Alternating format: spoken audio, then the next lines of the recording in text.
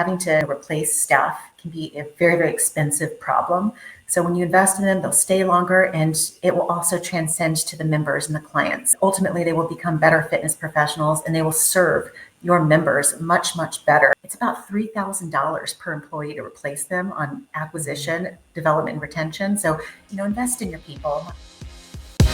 This is All Things Fitness and Wellness, uniting industry thought leaders and fitfluencers on the mission to inspire innovation and encourage people to live a life fit and well. On today's episode of ATFW, I'm joined by CEO and founder of Coach 360, Kathleen Ferguson. You may recognize Kathleen from her work with Idea Health and Fitness Association, Oxygen Magazine, and Athletech News, where she's helped shape innovative strategies that drive real impact. But today, she's here to break down a dirty little secret in the fitness industry: high staff turnover, and what needs to be done about it.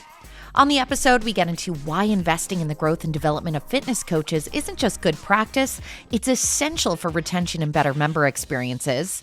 The evolving role of fitness coaches in addressing women's health, including menstrual cycles, perimenopause, and menopause, and how fitness businesses can finally tackle staff turnover head-on with smarter strategies and better support for their teams. Before we get to it, be sure to hit like and subscribe. We have new podcast episodes weekly. I'm your host, Chrissy Van, and this is ATFW. Kathleen Ferguson joining me from Coach 360. And Kathleen, you and I have been crossing paths in the LinkedIn universe. I know this year we'll finally connect in person, but I'm just so pleased to actually have you on and learn a little bit about the innovative work you've been bringing to the space. So thank you so much. Thank you for having me. And likewise, I am so happy to connect with you finally in somewhat in person. Well, the nice thing is with Coach 360, you've really identified a gap in the market. And we know that there's so many challenges that a lot of fitness professionals face. And you've really taken the initiative to provide a lot of resources. For those that aren't familiar, Kathleen, what is your background? Because I know you're no stranger to the fitness industry itself. Yeah, absolutely. So I actually started myself as a coach on the gym floor 17 years ago. And like so many others, I really struggled to figure out how to build a career that was meaningful and that could sustain me financially. There just weren't a lot of resources, and there still really aren't a ton of resources to guide and develop coaches to show them how to evolve their career from starting as a coach to actually making it a real career, making a living out of it. So I ended up meeting the original founders, Peter and Kathy Davis from Idea Health and Fitness Association, who are just amazing, lovely people. They're, the innovators of the first exercise certification, ACE, that we now know as ACE Fitness. And they were really the springboard for my career. They said, "Can you sell?" And I said, "I don't know. Let me try." And, I ended up I always tell people the story, I made 300 cold calls that month. And that was kind of the start of, how I was building my relationships with brands in the industry, because the brands that I was calling on were, looking to reach this coach group that Idea was nurturing at the time, and led the sales team there for 10 years. COVID hit. I had 3 young kids that I needed to Zoom homeschool. So I said, all right, I'm going to take this as my sign to, go off on my own and consult for various different health, fitness, and wellness startups. I did a couple of companies like connected fitness company called Verdio. And then most recently, I was brought on to ramp up the business at Athletech News.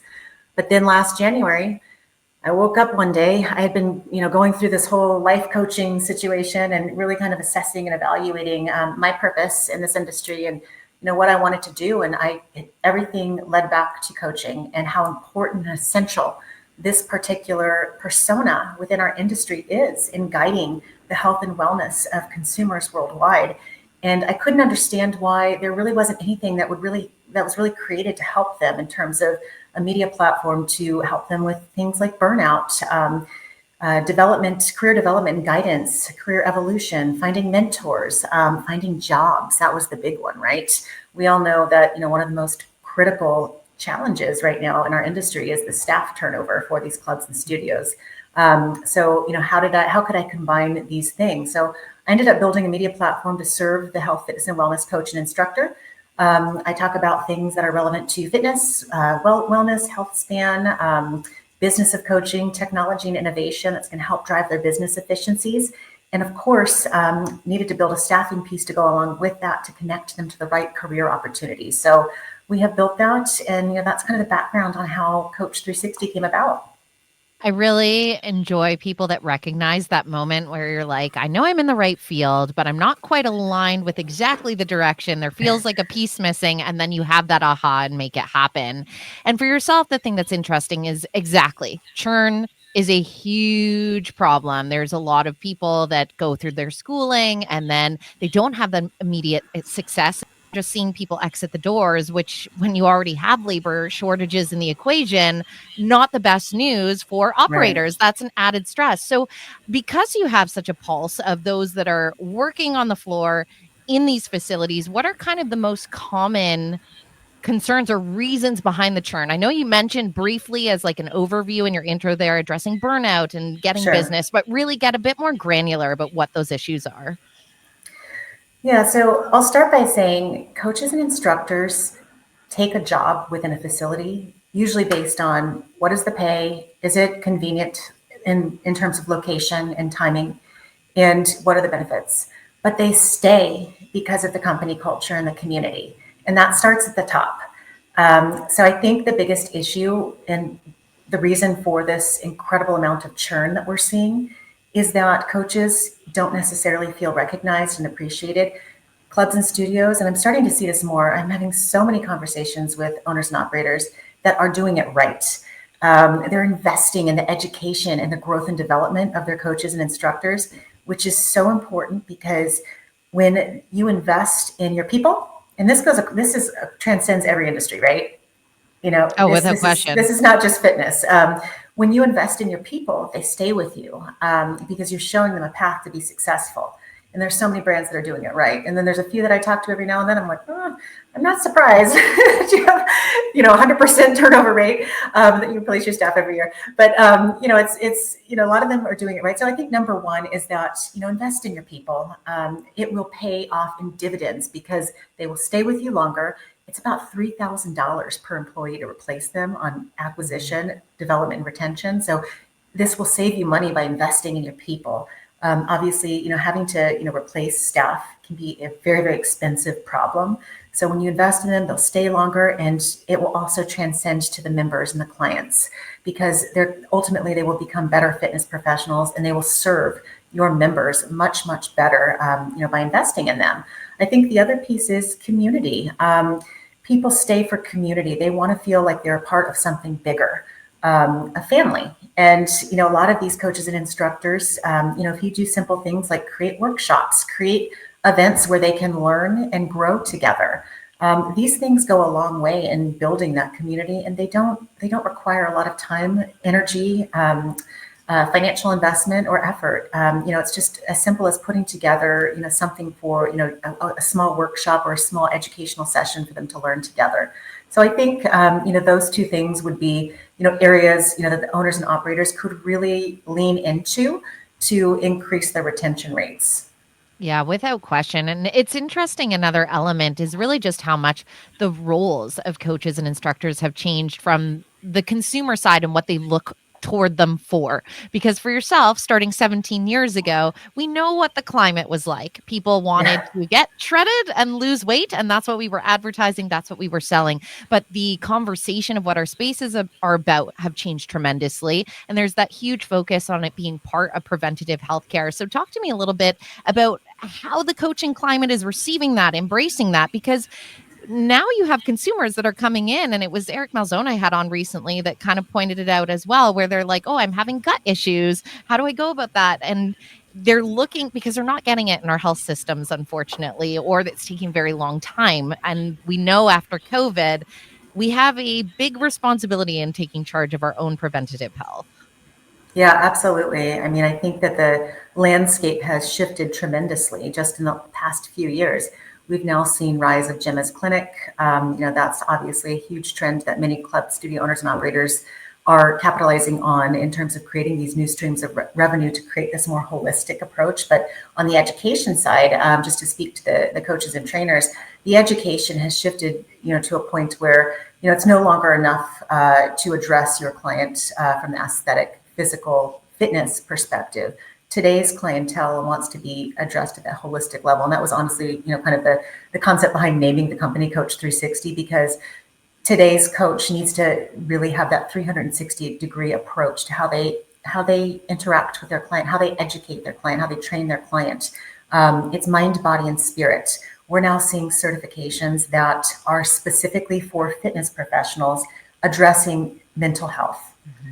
So we're seeing that's on the rise. Holistic health. How do I help my customer to not just look better and achieve their physical goals? How do I help them feel better and remain disease-free for a long part of their life? How do I help them with potential issues that they're facing as a woman?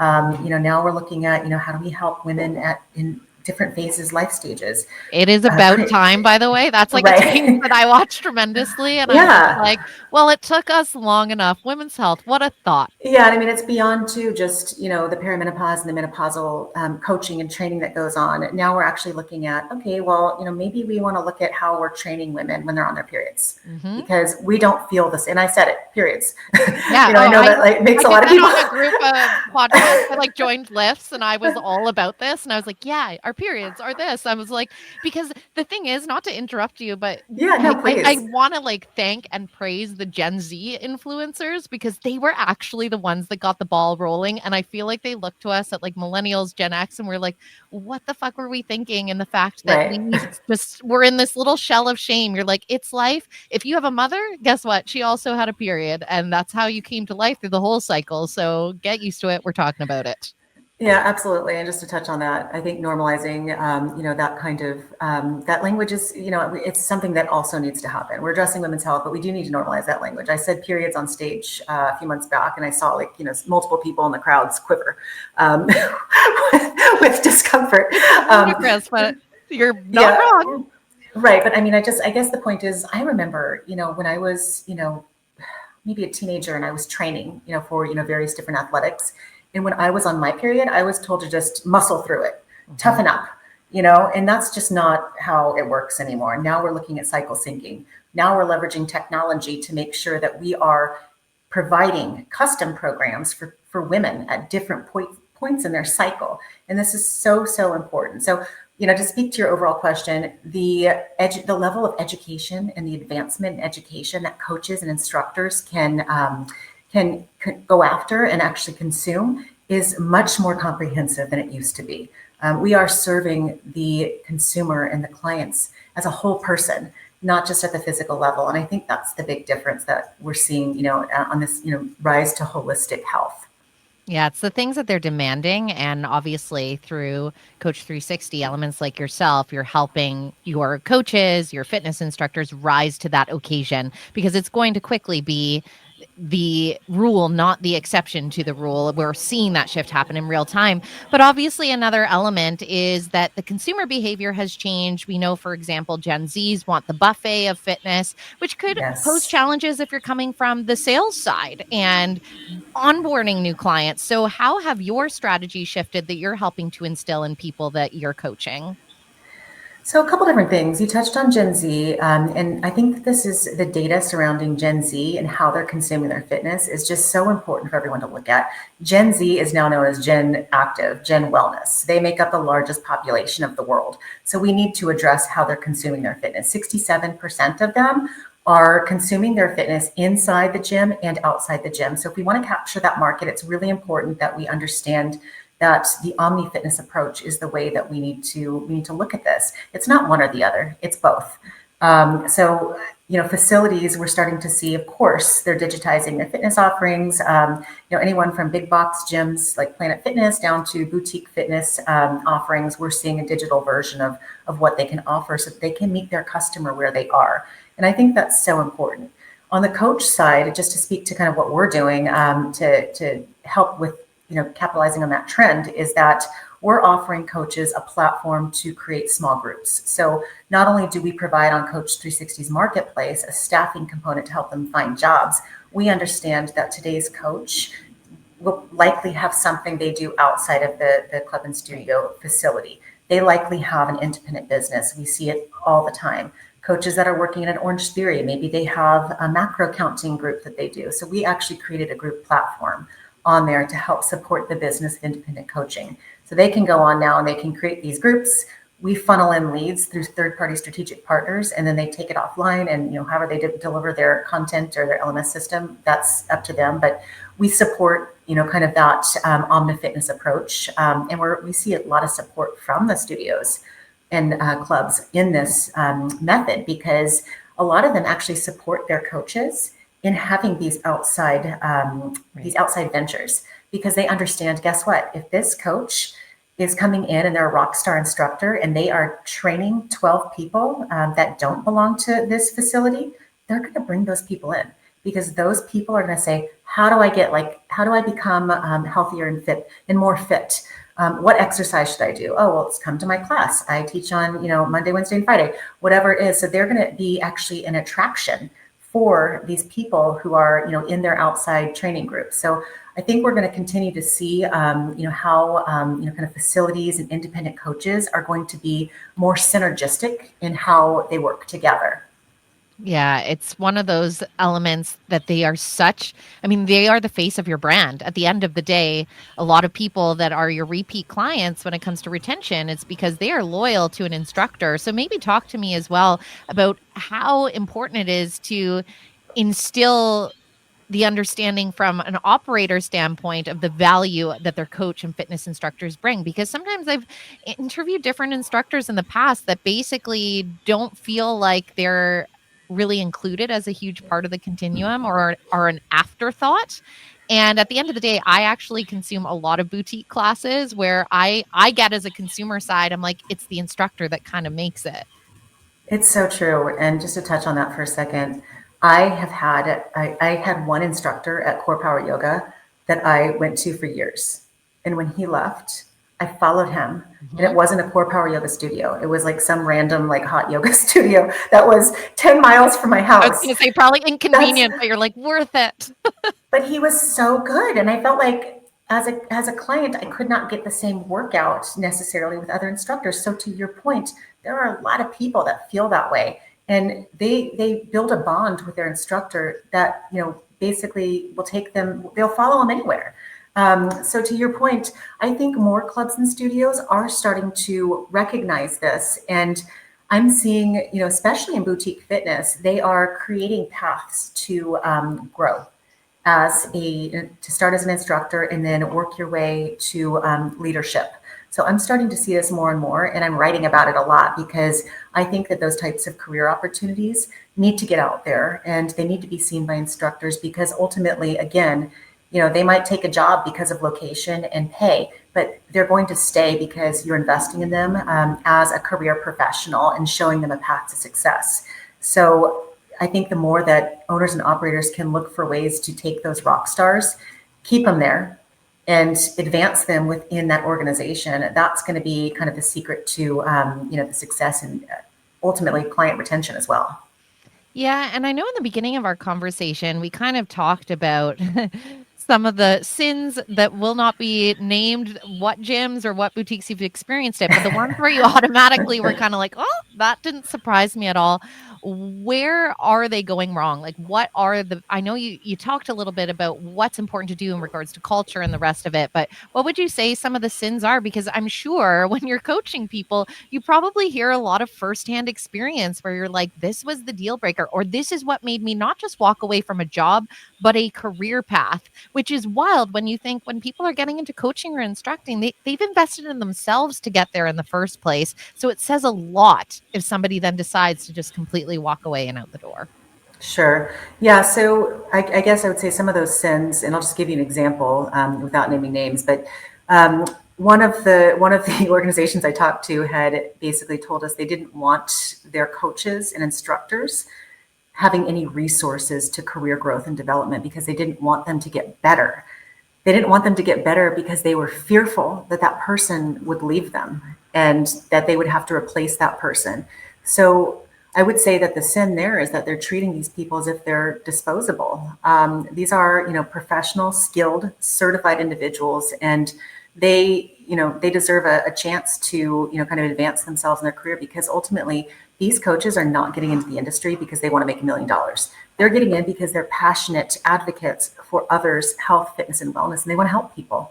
So, how can we, create a situation for them that is a win-win for everybody, where they end up staying, with an organization that supports them in their career growth and is enthusiastic about that growth. So I think that's the biggest thing that we've seen a few times. And it's not a lot, but we see it every now and then where people just don't want them to have those types of resources and information. Yeah, it's like almost this fear-based operation where at the end of the day, you're cutting off your own arm, so to speak, Yes. wise. So definitely not a wise approach, which luckily there's voices like yourself that are out there that are advocating for those in a career path that really shaped your journey through health and fitness. So I know that speaking is something that you do regularly. You're in the circuits throughout the year. So what are going to be your kind of main messages? What are your talks centered around as you're starting? Because we know the season's just about to ramp up with all the shows that are coming up ahead. I'm laughing a little bit because you're saying that I'm speaking a lot, and I am. And every time I do it, Chrissy, I get really nervous. So Because you that's my care. big fear. My big fear is public speaking, and I'm going to put that out there because that's the truth. Once I get up there, I'm okay. It's like the time leading up to it and thinking about it, and I just get so nervous. So it's good for me though, because I do have a message, and I am very, very passionate about helping others in this industry be successful. So I am so grateful always for the platform to be able to do that. This year, there's a lot of message surrounding inspiration. I like to share my story a lot with others just because I'm hoping that, maybe it will help people who are potentially, kind of going through something similar that I went through. So I talk a lot about my own journey and how that can help to, potentially shape others' journeys along the career path. I'm also talking a lot about the major issue right now, and I call it the dirty little secret of the industry, right? The dirty little secret of the industry is the staffing issue. The staffing turnover is 100% right now on average. To get that number is very, very difficult because these are from inside sources because you can't find it anywhere. No one's talking about it. It's, the dirty little secret. No club or studio owner and operator wants the public, let alone anyone, to know, right? That they do have to replace their entire staff on average every single year. So that's the big thing that we're going to be talking about quite a bit. We want to lower that turnover rate so that we can, tell a better story in the years to come. And, what we found too is that this turnover rate transcends boundaries. This is a global issue. I was at FIBO last year. I was at European Congress, and it's the same story over there. So something needs to be done about how we view the career coach, the career fitness professional, putting them on that path to success. So we'll be talking a lot about that. So inspiration, staffing, always business of coaching. These will be things that we'll be touching on quite a bit. Coach 360 in general talks a lot about women's health and women's mid-career growth and guidance, overcoming fear, overcoming things that are holding us back to help us to progress to the next level. Again, that falls into the inspiration bucket. But, this is what this industry is all about. We are about inspiration and passion and helping others. There's obviously a big business component that goes into it, but without the passion side of it, I don't see, success as a business, longevity as a business. The passion's an important part of it.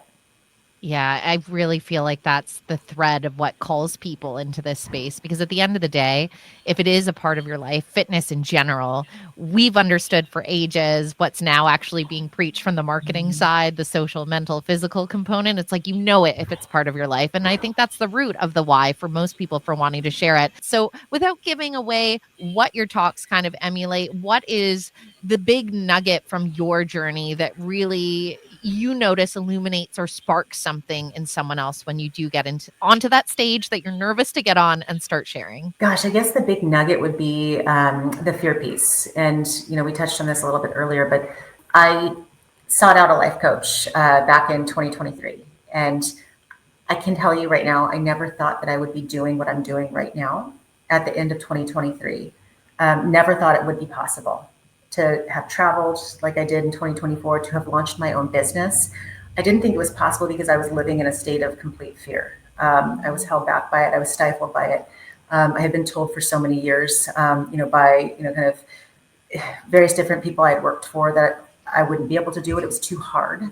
And, I I got past that. And, when I woke up that day in 2024, mid-January, I said to myself, I'm going to launch a company. I'm going to travel and I'm going to pursue my passions and I'm going to share my story with people and they can like it or not. Because this is going to be me. And I'm going to use the cliche word again. I'm going to be authentic.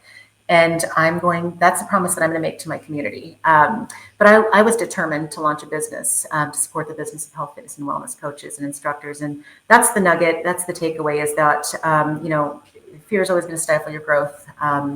And, you need to move past that as an individual to get to that next level. And there's been a lot of bumps and challenges along the way, Chrissy, that being an entrepreneur, there's so many highs and lows. I mean, it has been, I'll go from 1 second to be like jumping up and down, excited because something happened. And then the next second, I'm like, oh my God, what the hell? I can be an emotional wreck at times because of these highs and lows. But you know what? I love what I do. And that's the message is like, you get past the fear, you can find something that fills your cup and you can love it. And no matter the challenges that you're going through, to get there, it's like, try to enjoy that journey too, because, that's the part that should be fun. It's not necessarily the end goal, right? It's like getting there. You are very anchored and rooted to your why. That's why even the jilts, you're like, okay, which they don't always feel great, but the only way through it is through it, and it's all part of it. There's no way to avoid it. So I guess all the naysayers that you had that were like, it's going to be hard, you're now on the other side of it being like, yeah, but I'm doing it.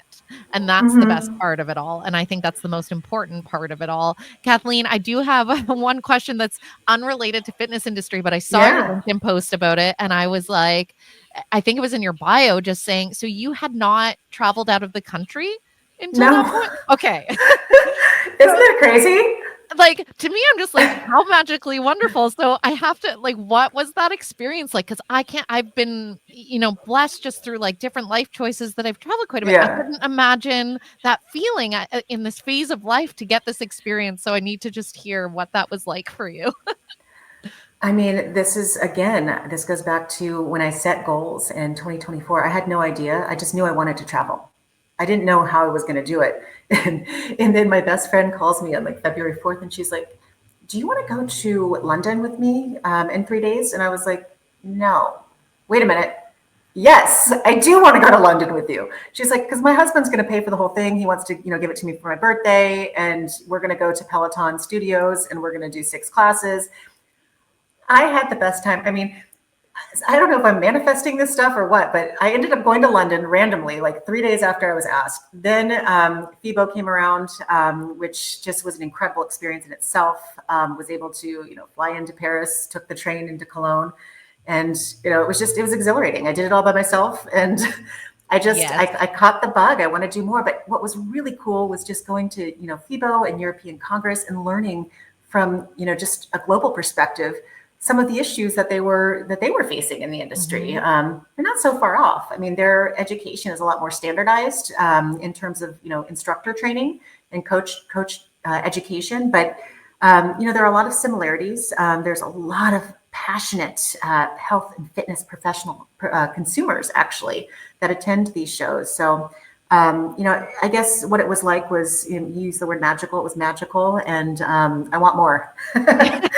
Well, I actually don't have a doubt that's going to be part of your future, Kathleen. And I asked that because mainly I just love moments like that when you actually kick down, whether it was, whatever the roadblock was to get you there. And all those decisions of saying yes, it doesn't mean that the path is easy, but it is interesting how the minute you decide to let go of your own resistance, how those doors just go bam, bam, bam. And then things that didn't make sense initially do make sense and start to weave within your life. And it just seems like you're in the heart of that right now. So I thank you so much for sharing your expertise. Obviously, people will be looking forward to your talks because you're very eloquent, very well spoken. It's surprising that public speaking gives the nerves, but I'm like, nerves and excitement intrinsically linked, same feeling in the gut. They fuel you when you're up there. So thank you very much for spending the time today. How can people get in touch with you? Well, thank you for having me. This was really fun. I love people to just reach out to me directly. So, they can reach out to me at Kathleen at coach360news.com. They can also follow us on LinkedIn at Coach360 and Instagram at Coach360 News.